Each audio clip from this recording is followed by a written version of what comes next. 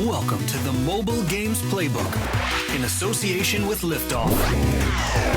Join us as we uncover the latest trends in user acquisition, monetization, and mobile game design. Hello and welcome to the Mobile Games Playbook. Thanks for tuning in for another episode. This is a podcast all about what makes a great mobile game, what is and isn't working for mobile game designers, and all of the latest trends. I'm your host, Jordan, and joining me today we have one expert, but what an expert he is, Teemu Palomäki. Good to have you back on, Teemu. And your official title is Chief Game Analyst Japan for Game Refinery, and you are talking about one of the most defining, I guess, Japanese games today. So this is you are the perfect man for this. So tell us what we're talking about today. So, Final Fantasy. Great to be here talking about it. I've played a lot of them, so I'm hoping I will be able to maybe shed some light on things that could be helpful for also non-Final Fantasy developers today.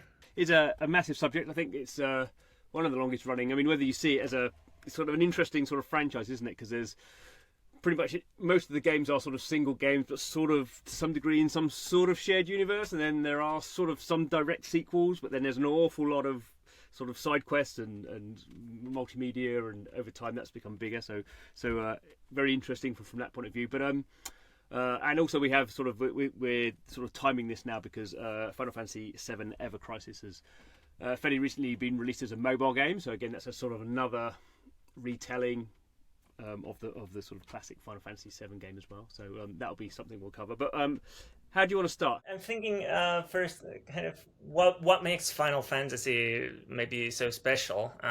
Thinking about it,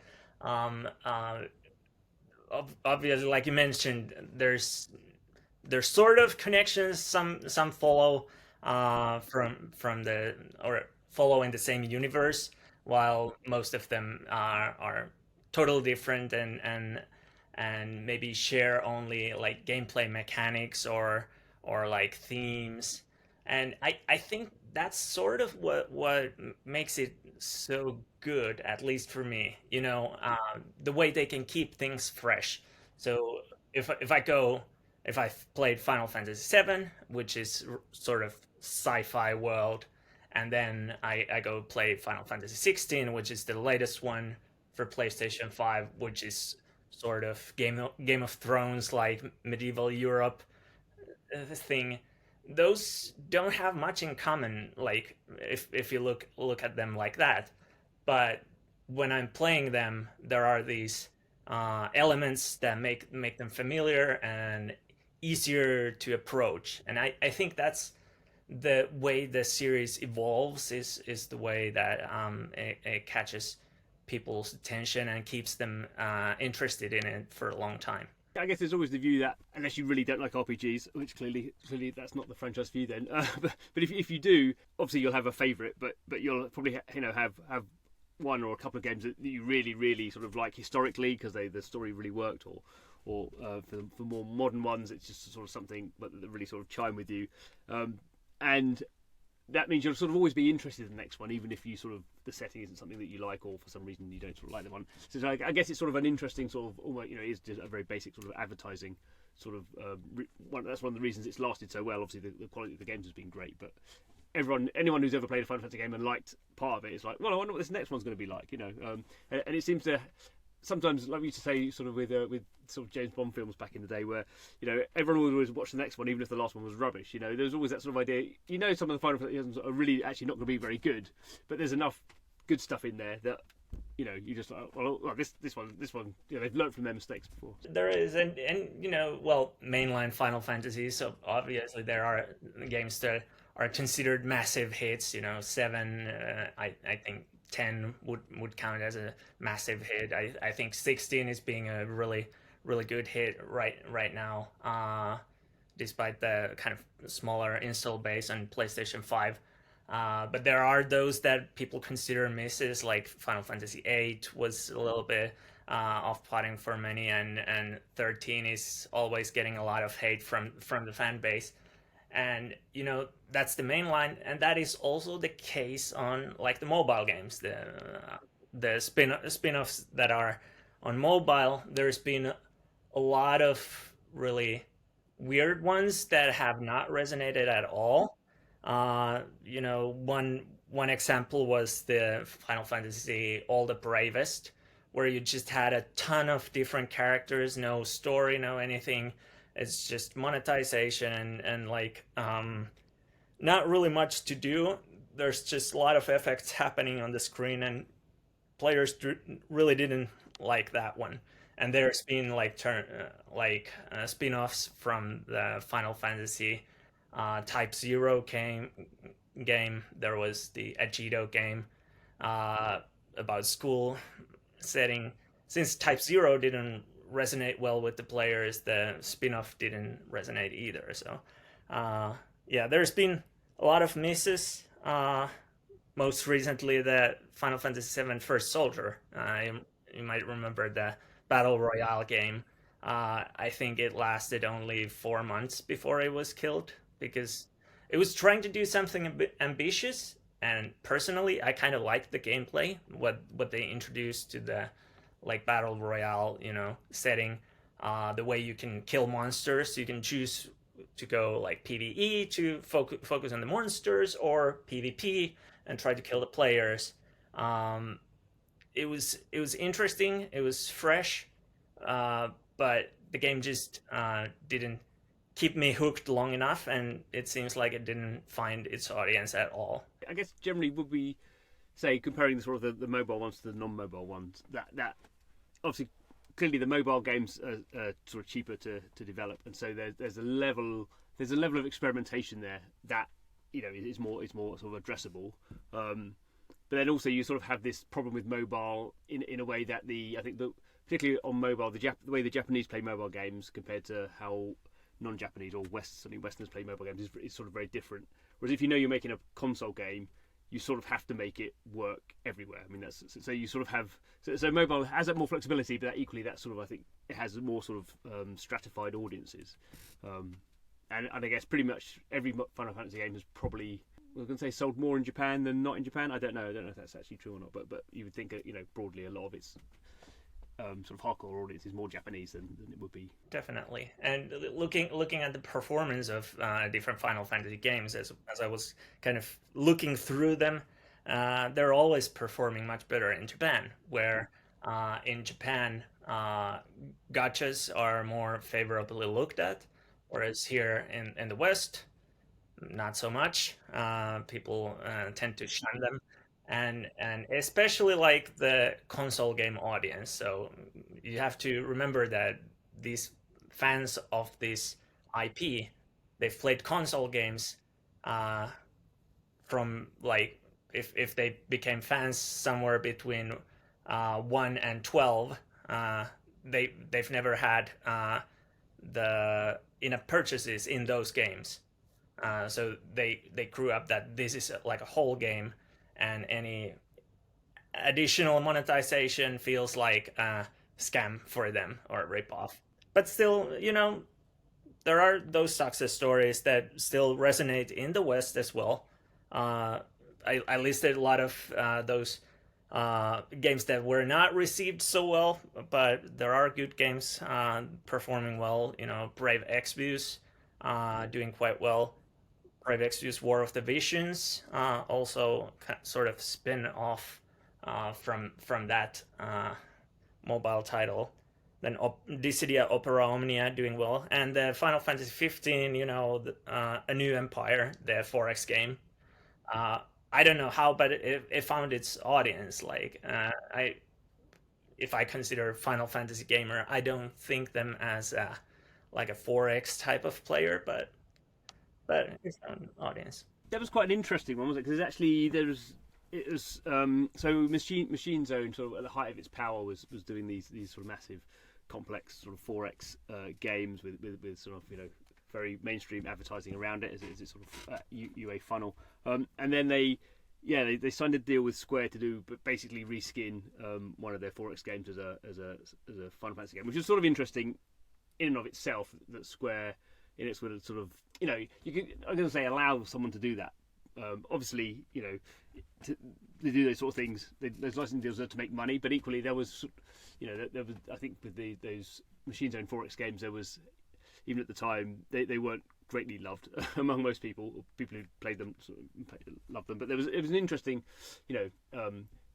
use of the Final Fantasy license. But then there's actually been another one, which I don't think has been quite so successful. There's actually two 4X games from Machine Zone using the Final Fantasy license. So that is sort of interesting. That shows that nothing to do with RPGs, but there is amongst maybe a small subset of people who really like playing and paying for games. That actual Final Fantasy is a license that really works in a way that you wouldn't think it would. So that's a sort of a positive to the flexibility of the license to attract an audience. I think that's one of the kind of success elements for these games, that the Final Fantasy mobile games that have done well. If we look at Brave Exvius, it was developed by Alim, which were the makers of the Brave Frontier game. And so this Brave Exvius Final Fantasy game is basically like a reskin of the Brave Frontier game, but now with Final Fantasy and all the additional fancy, animations, the CGI attacks, and that's the game that introduced us to collaboration characters of Ariana Grande and Katy Perry, who are now Final Fantasy characters as well. And then the War of the Visions spin-off of the Brave Exvius, that's developed by Gumi, and those are the makers of the Alchemist Code game, which was really popular, this grid-based RPG game in Japan. It did okay in the West, but it's killed now. But once again, this game is pretty much reskin of that game. So there is like an existing concept that they then mix with this Final Fantasy IP, and if there is enough of like overlap with like interests for players, then they tend to succeed quite well. I think that's a good point where you have these. I mean, Brave Frontiers is a sort of a prime example, I suppose, of an incredibly successful game.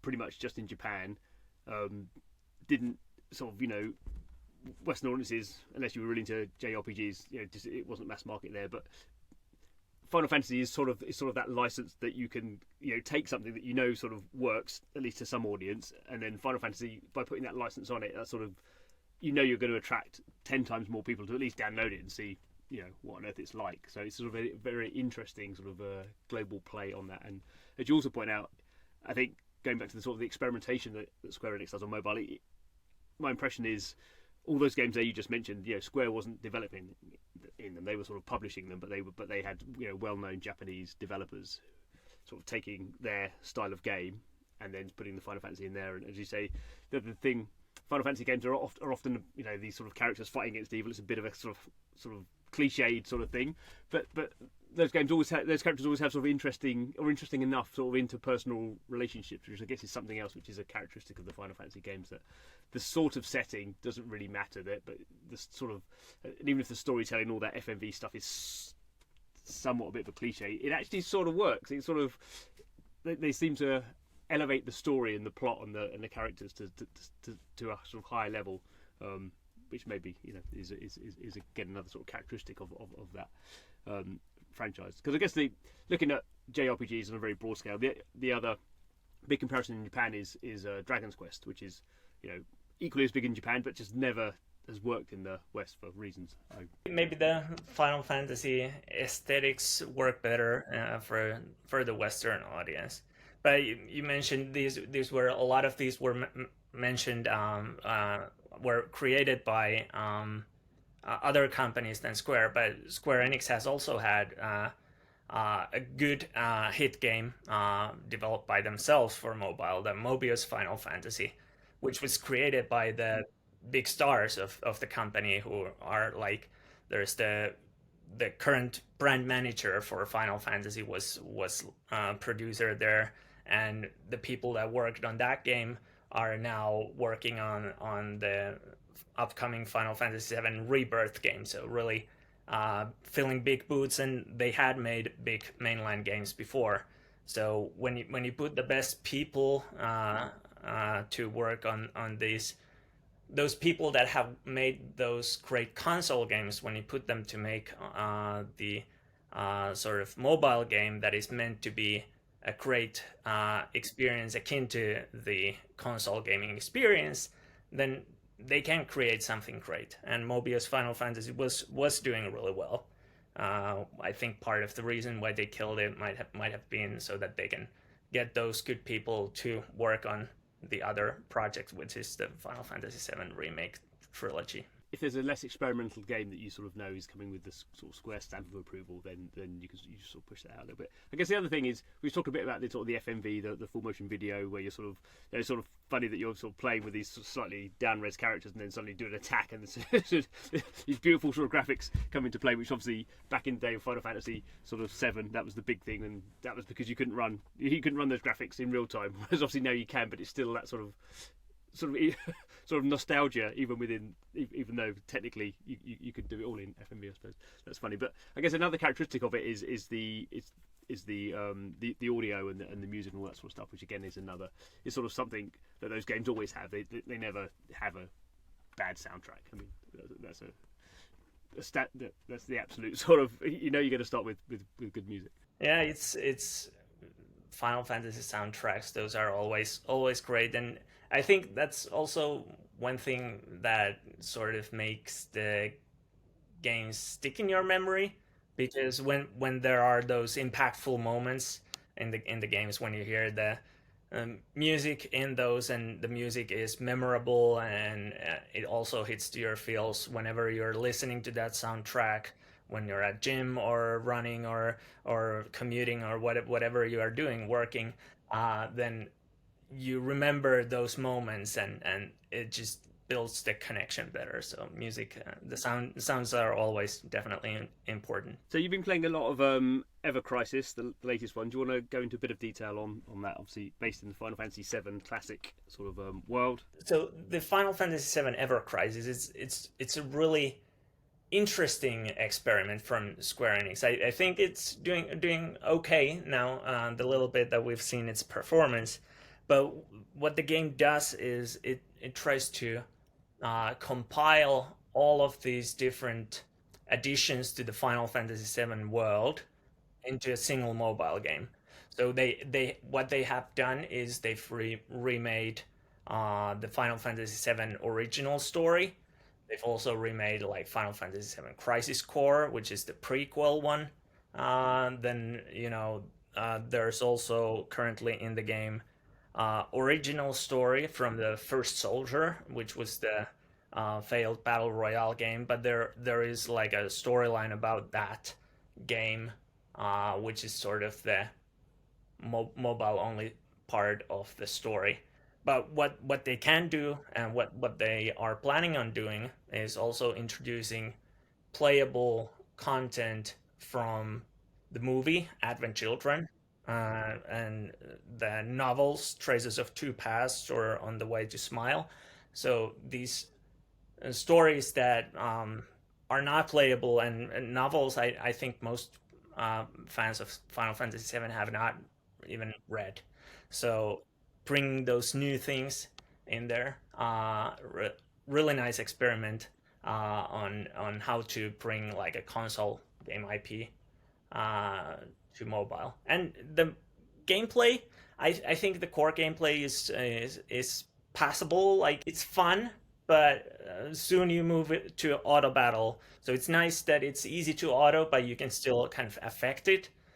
So it shouldn't get too boring, but it's I have to see a little bit of fan reactions, like how they take it. I think there's enough customizability through like what skills you can put in there, that the fans will be okay with it, and I think it is a good mix, but it remains to be seen.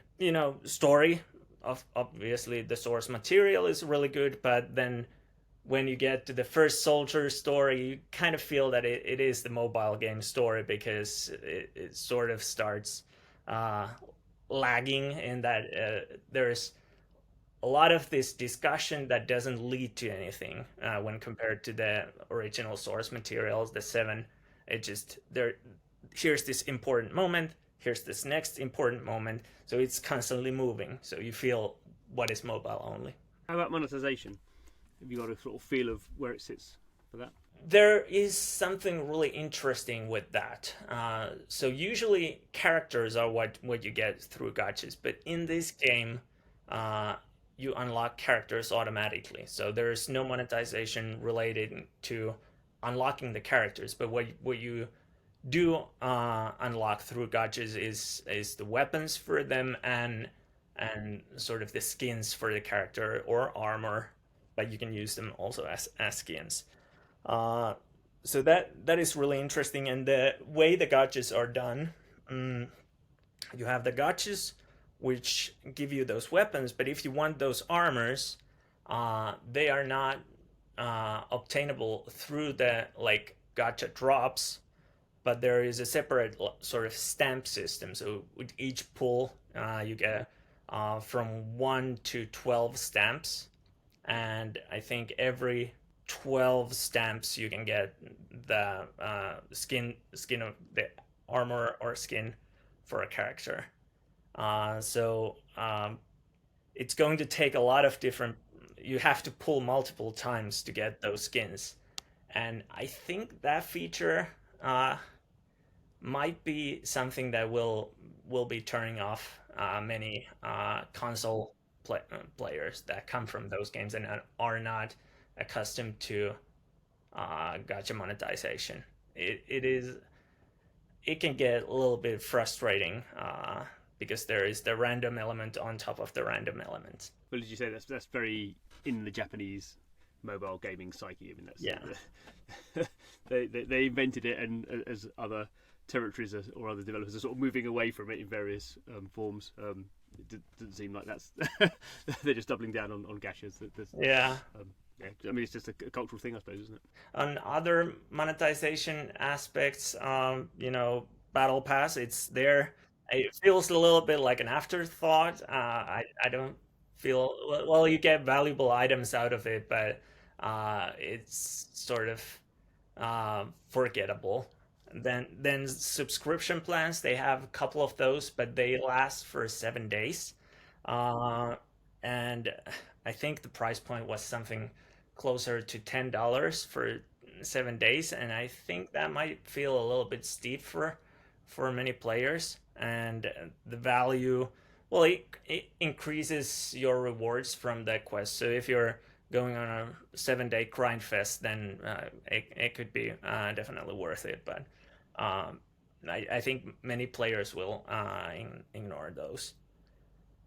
Interestingly, for the weapons that you obtain from the gacha, the game has the highest rarity levels that I've ever seen on mobile games. So basically, you have you obtain 3-star weapons that can be upgraded to 5-star, but then on top of those 5 stars, you can overboost them. So you can first overboost them to 10 stars, then to 15 stars.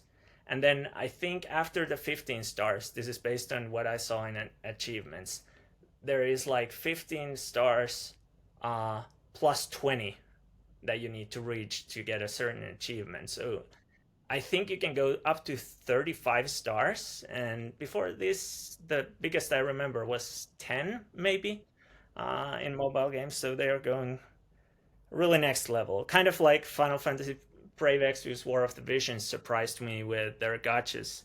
Like usually you have maybe 5 gacha banners, maybe 10 at most, but I remember when I was analyzing one event for them from that game, and they had like 60 different gacha banners, and I'm like, why do you need this many? A Final Fantasy game would be the one, particularly a Final Fantasy 7 based sort of experience would be the one where you kind of think somehow the nostalgia kicks in to some of these maybe middle-aged players who remember playing it on the PlayStation and go, yeah, there we go. So, yeah, at least there's spending depth there.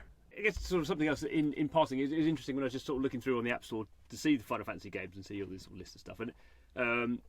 And as you say, a lot of the games you've mentioned have sort of been in for a couple of years, or and then sort of come out off as many mobile games sort of are if they're not if it's not economic to run them. But still, the vast majority of the games sitting on there are sort of premium games. So it is interesting that you could almost see any sort of new Final Fantasy free-to-play game being launched is sort of also sort of highlighting the fact that you've got like maybe 10 of the old remakes of all the games that are, I think they range from up to sort of $20, $25 for the most expensive ones, sitting there as premium games, which I presume people are still buying those, because why wouldn't they? Yeah, the nostalgia there.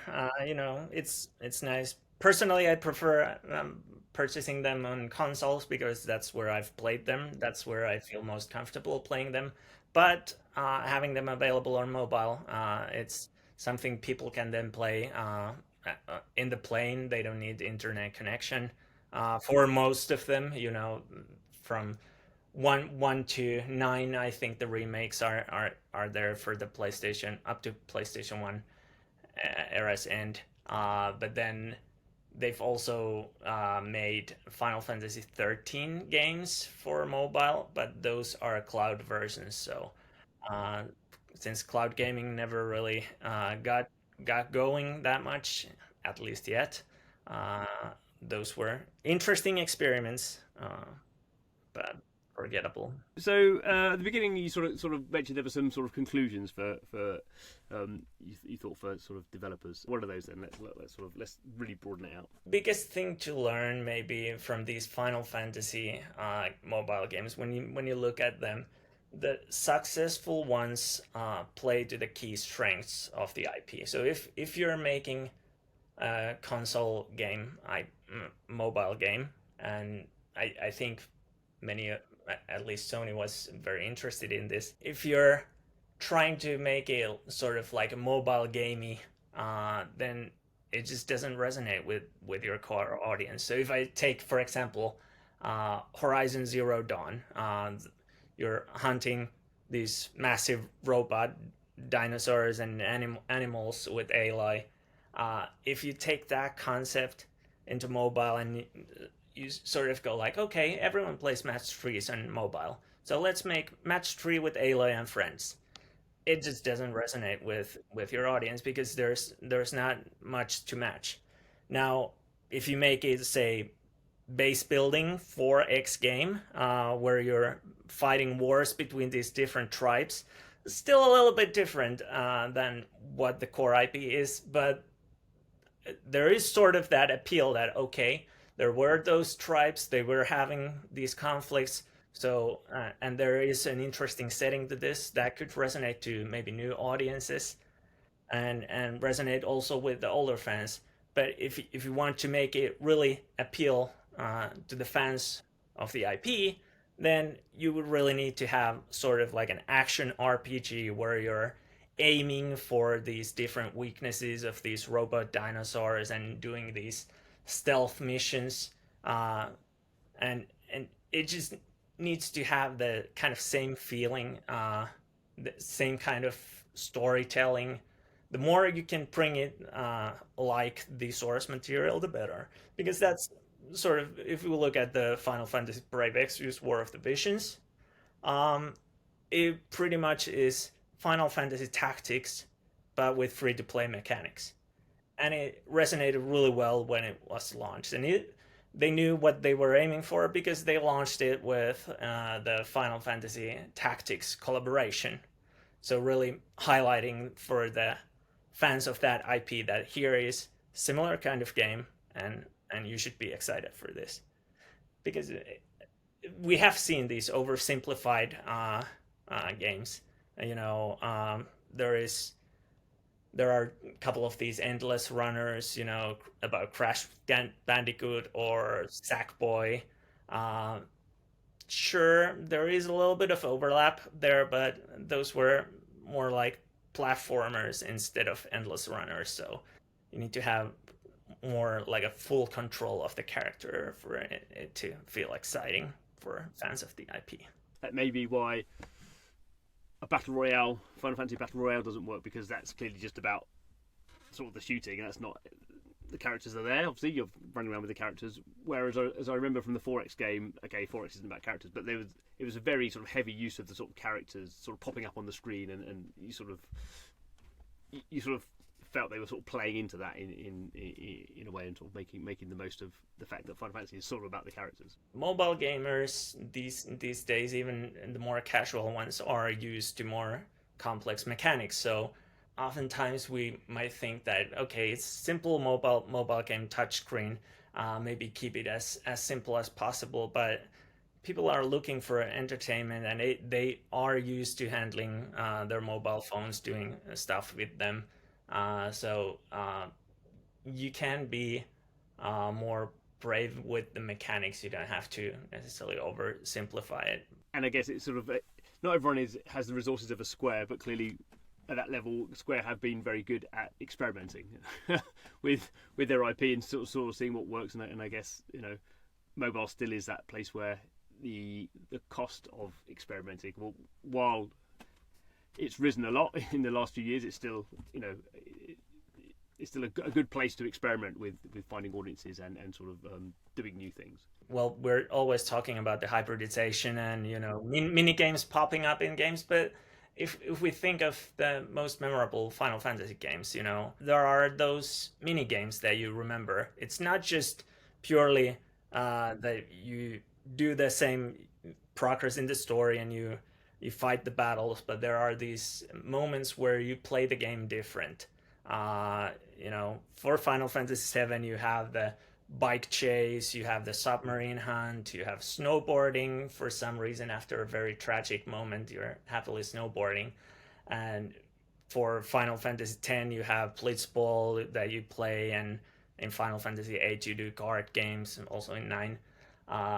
Those are the things that really resonate. So maybe they take that as a learning for your mobile games as well, that you can have these different kind of moments to sort of balance the game experience, because people like different things, and it's fun to have a sort of break from the grind, doing something completely different. But if you manage to keep the player within the game during those break moments, that helps them to build connection with the game more. Cool, good. Well, covered a lot of stuff there. You feel like you're emptied of Final Fantasy now. You've dumped your expertise into the podcast. Yeah, yeah, maybe.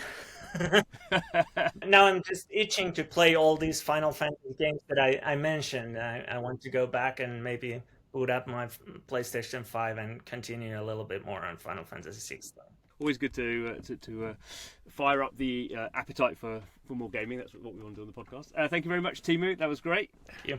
And thank you to you for listening, watching to the podcast, however you are consuming it. Every episode we are digging into the world of mobile gaming, which is ever dynamic and ever changing. And we've got some good episodes coming up soon, so don't forget to subscribe. But thanks for watching this one, and see you next time. Goodbye.